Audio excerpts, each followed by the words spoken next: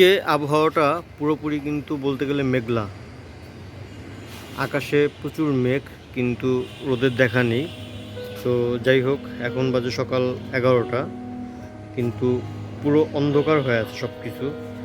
মনে হচ্ছে অনেকটা বিকেল বিকেল, এমন অবস্থা।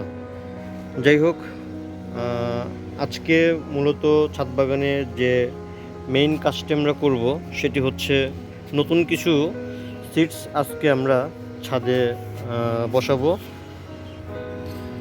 এই যে এটা একটা বেড, এখানে আমি 8টি সিডস লাগাবো। আগে থেকেই আমার মাটি রেডি করা ছিল। এখানে আমার গোবর মিক্স করা যে মাটিগুলো আছে এইখানেই আছে। আমি এই গোবর মিক্স করা মাটিটাই আমি সিডসের জার্মিনেশনের জন্য আমি ফার্স্টে ওই বেডটার ভিতরে বসাবো।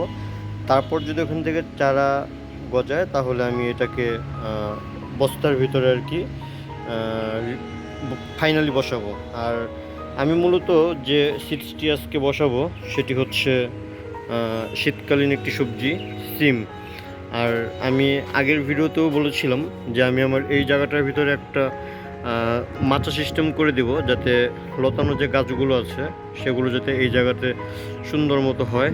আর ছোট আকারে আপাতত করব, তারপর যদি দেখি যে না এগুলো সম্ভব করা, তাহলে আমি আমার ইচ্ছা আছে বড় একটা জায়গা জুড়ে আমি একটা পার্মানেন্ট শেড বানিয়ে নিব। আর সেটা হচ্ছে আমার এই যে এই ছাদের থেকে কিন্তু ওই রুম পর্যন্ত অনেক বড় একটা স্পেস, যেটা আমি এর আগেও আমার যে এখানে কাজ করে যারা এসব ব্যাপারে এক্সপার্ট তাদের সাথে আলোচনা করছিলাম। তারা আমাকে বলছে যে আপনি যদি এই মাথা থেকে একেবারে শেষ মাথা পর্যন্ত এরকম একটা পার্মানেন্ট একটা শেড বানিয়ে নেন অ্যাঙ্গেলের মাধ্যমে, তাহলে হয়তো আপনি এক মাচার ভিতরে অনেক ধরনের সবজি, আপনি লতানো যে সবজিগুলো চাষ করতে পারবেন। শেড একটাই থাকবে, আপনি জাস্ট ভিন্ন ভিন্নভাবে গাছ উঠিয়ে দেবেন। আপনি নিচ থেকেও গাছ উঠে দিতে পারবেন, উপর থেকেও গাছ উঠিয়ে দিতে পারবেন, কিন্তু আপনার একই মাচাতে অনেক সবজি হবে। তো এই জায়গাটা বলতে গেলে কিন্তু অনেক বড় একটা জায়গা। এখান থেকে প্রায় 35 ফিট না 40 ফিটের মতো লম্বা আছে, আর প্রস্থ হবে প্রায় 13 ফুটের মতো। তো দেখা যাক, এটাও একটা মাথার ভিতরে কাজ করতেছে, যেটা কতটুকু কী করা যায় এটা নিয়েও চিন্তা ভাবনা করতেছি, কথাবার্তা চলতেছে। তো প্রথম আকারে আমি ছোটোভাবেই শুরু করছি। আর এই জায়গাটাতে আপাতত করব, এই জায়গাটা তাও প্রায় 12 ফিট বাই 8 ফিটের মতো স্পেস আছে। আমি আসলে মূলত করতে যাচ্ছি এই যে আমার যে পাইপগুলো আছে, এই একটা পাইপ, তারপরে এই যে একটা পাইপ, এই যে 2টা পাইপ, আর মাঝখানেও আমি আলাদা একটা খুঁটি লাগিয়ে দিছি।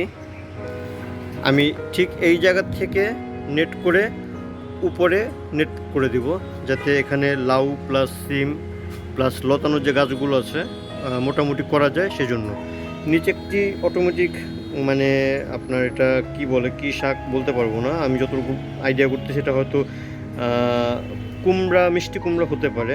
যাক, গাছটা কিন্তু ভালো গ্রোথ নিছে, পেঁপে গাছের গোড়ার থেকে হয়েছে পুরো, কিন্তু গাছটাকে কি বলবো, একেবারে পেঁচায় দিছে এমন একটা অবস্থা গাছের।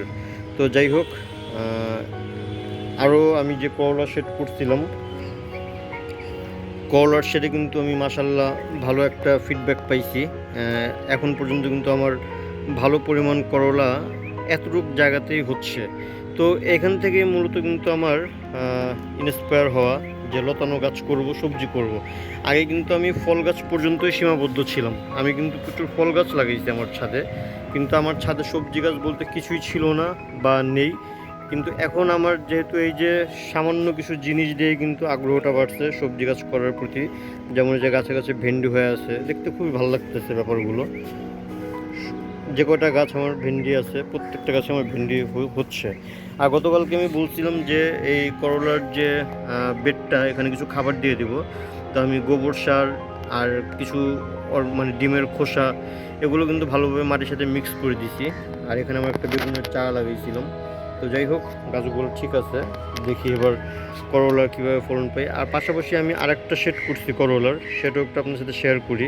আগেও আমি ভিডিওতে দেখাইছি, আর একবার দেখাই ওই শেডের কী অবস্থা। এই যে করলার শেডটা আমি আজকে উপর থেকেই দেখাচ্ছি। এই যে এখানে আমি জাস্ট নেট লাগাই দিছি।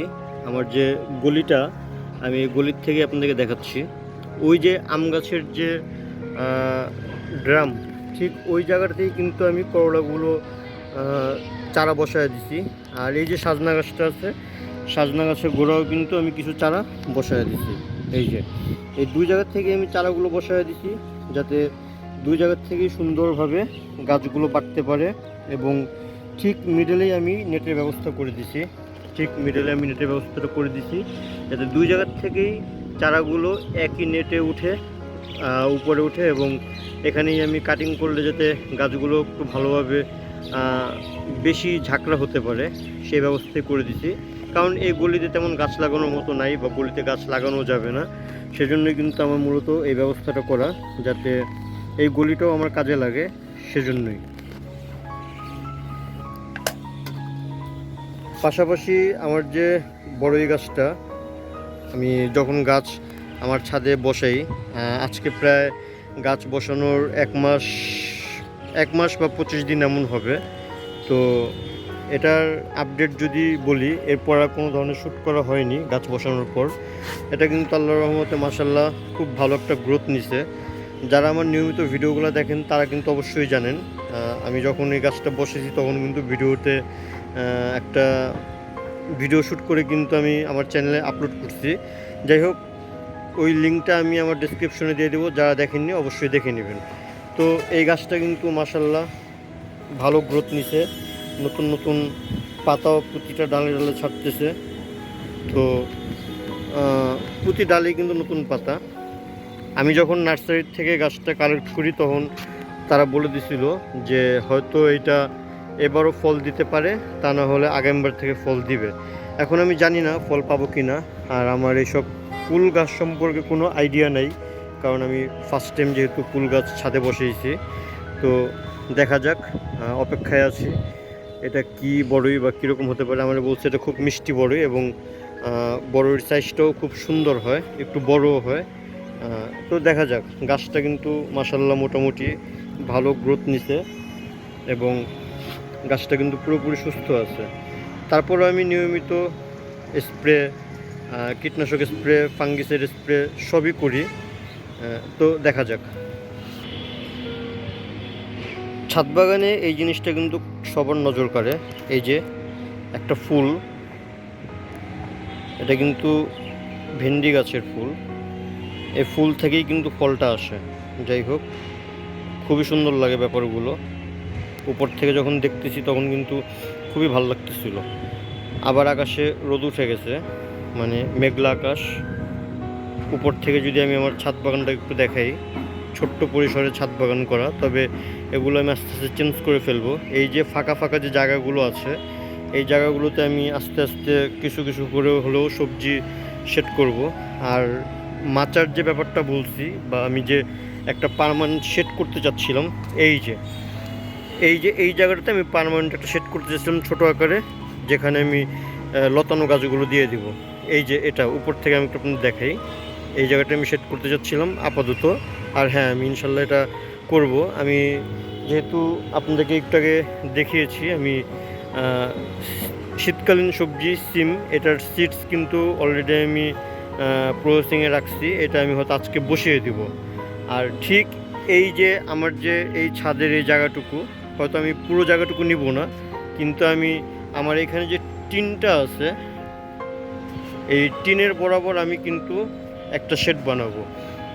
এটা হচ্ছে আমার ছাদের উপর একটা স্টোর রুম। তো এই টিনের বরাবর আমি একটা শেড বানাবো। টিনটা যাতে, এই টিনের যে স্পেসটা, এটা অনেক বড় একটা স্পেস, অনেক বড় একটা রুম, এই জায়গাটা যাতে আমার নষ্ট না হয়, এই জায়গাতে আমি লতানো গাছের শেড বানিয়ে দিব। আর টিনের উপরে কোনো ধরনের সমস্যাও হবে না, কারণ গাছটা থাকবে উপরে। তো পার্মানেন্ট একটা স্ট্রাকচার আমি বানাবো। আর এখান থেকে ছাদ থেকে উঠানামা কোনো ব্যাপার না টিনে, কারণ এটা যেহেতু ছাদের উপরে। আর আমার যে টাঙ্কির ছাদ এটা আছে, এখানেও আমি চেষ্টা করব একসাথে একভাবে একটা শেড পুরোপুরি এটা করে নেওয়ার, যাতে উপর থেকে কখনো মানে দেখতেও জিনিসটা অনেক সুন্দর লাগে। একটা শেডই করব, ফিক্সডভাবে করব। তো এই ছিল মোটামুটি আজকের ভিডিও। তো আজকে কিছু সবজি হারভেস্ট করব, তো অবশ্যই চ্যানেলটি যদি আপনাদের ভালো লাগে চ্যানেলটিকে লাইক করবেন, কিছু বলার থাকলে কমেন্টস করবেন, এবং যারাই গার্ডেনকে পছন্দ করে, যারা গার্ডেনিং করতে চায় সবার সাথে সবাই এই চ্যানেলটাকে শেয়ার করবেন, যাতে এই যে আমার চ্যানেলটি নাজেস রূপ গার্ডেন অ্যান্ড পেটস সবার কাছে একটা পরিচিত চ্যানেল হয় এবং সবাই যাতে এই চ্যানেলটির সাপোর্ট হিসেবে থাকে। সবাইকে ভিডিওটি দেখার জন্য অসংখ্য অসংখ্য ধন্যবাদ।